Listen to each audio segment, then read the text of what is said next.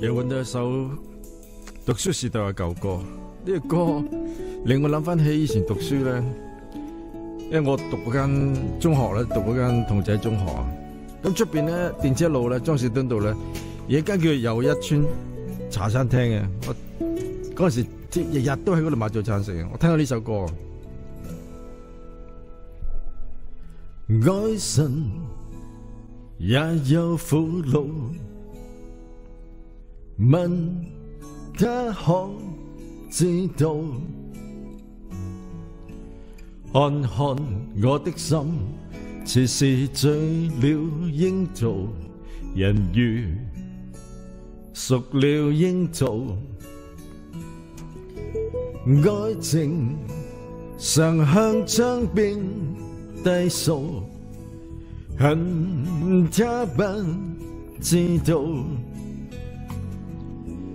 但願今夕在情人夢裏，剩下痴心記號。裝蓋天空沒有白雲，滿寫醉人曲譜。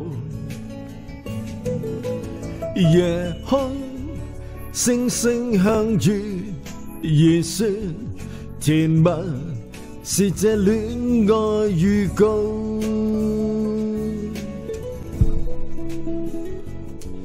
每首歌都有佢嘅故事，咁呢首歌就隱藏在獅子頭。年青時代讀書嘅時候，聽到呢首歌，係一間叫做又一村茶餐廳嘅地方。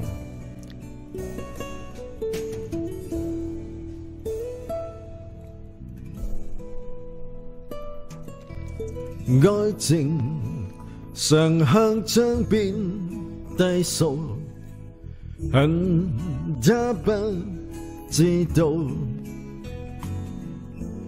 但願今夕在情人夢裏，剩下痴心記號。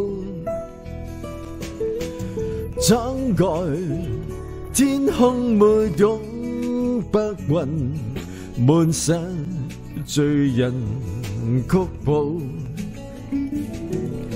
夜空星星相遇而說甜蜜，是這戀愛預告。裝蓋天空沒有白雲，滿寫醉人曲譜。夜空星星相遇而說甜蜜，是這戀愛預告。